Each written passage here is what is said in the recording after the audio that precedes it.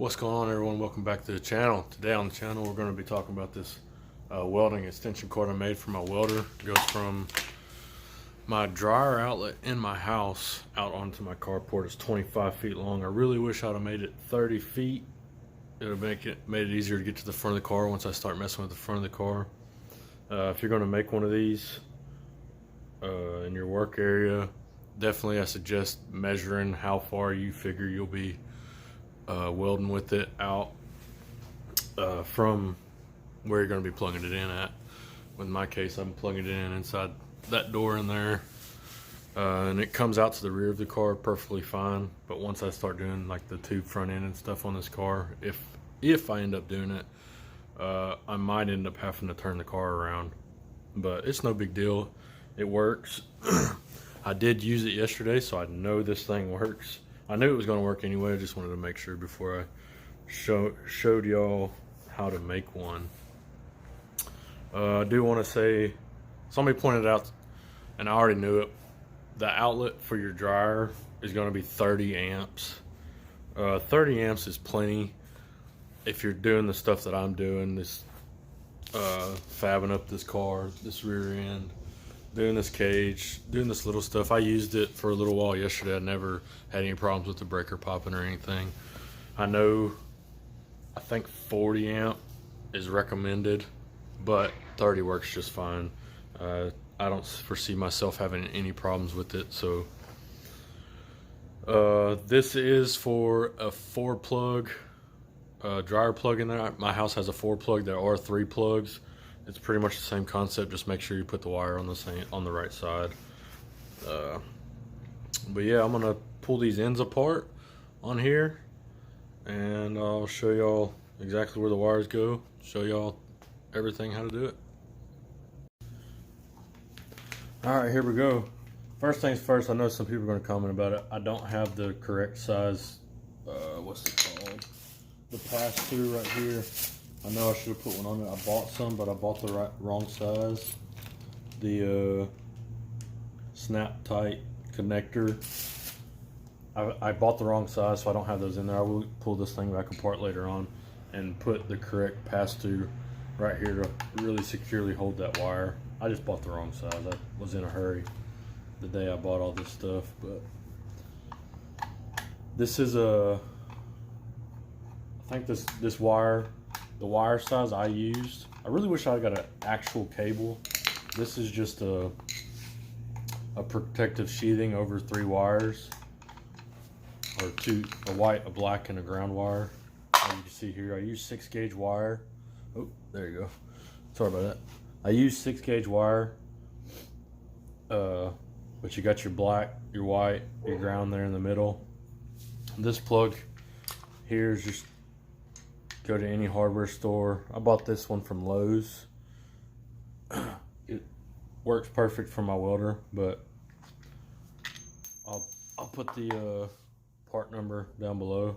I'm not gonna pull this thing fully apart, but as you're looking at it, white wire on the left, black wire on the right. The wires just go under these nuts, tighten down. It's kind of self-explanatory. But that's this is the welder end. The end that everyone probably wants to see is the opposite end, which is the end that goes into your dryer plug. If you have a 4-plug dryer like I do, this center one will not be used. So you don't have to worry about that center one. This plug, once I pull it apart, you'll see how that middle one's removed. I never even put it in there. This plug. So this one I didn't find it at Lowe's. I actually found this one at Home Depot. Lowe's didn't have it. I'm a Lowe's guy, but I had to go to Home Depot for this one. So let me pull this thing apart. It comes in pieces. So if you're even thinking about this, you ought to be able to put this plug together. But it does come in 1, 2, 3, 4 different pieces. Let me get this thing apart. Sorry if y'all hear my dogs in the background chasing something. Here you go. So this plug,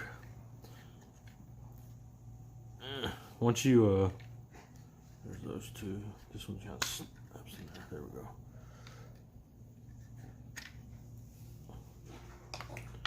So this one, as you can see, the actual terminals come separate, and you put it directly on the wire.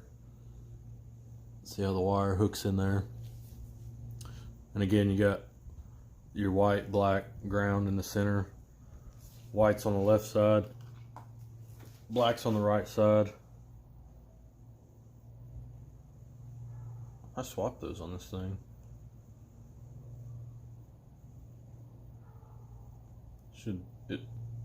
Yeah, we're good.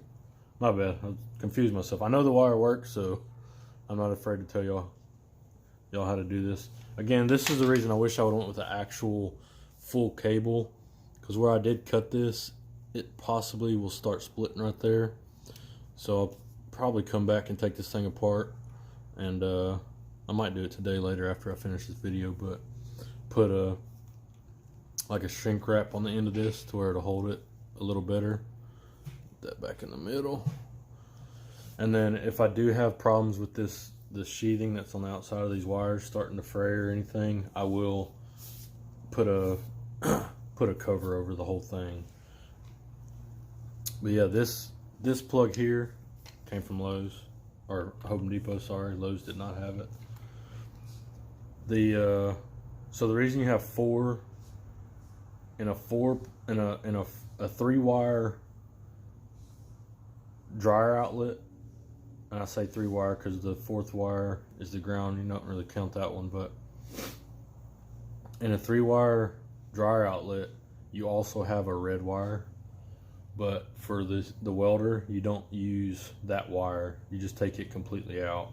So if like if you have like an old 4-prong dryer plug laying around, that's what I was trying to look for to use. Ended up buying this. But if you're going to use like a piece of an old dryer plug, you just don't use the red one, or pick one to not use. The red, black, or white, just pick one not to use. But these things kind of snap down in there in place once you push them into this plug. Close her up. It's pretty simple. I don't really know what else to say about it, honestly. Like I did say, this plug came from Home Depot.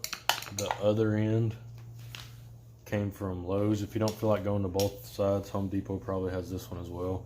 I was just at Home Depot whenever I got the wire, or at Lowe's whenever I got the wire and that plug, and they just didn't have the right plug for this end.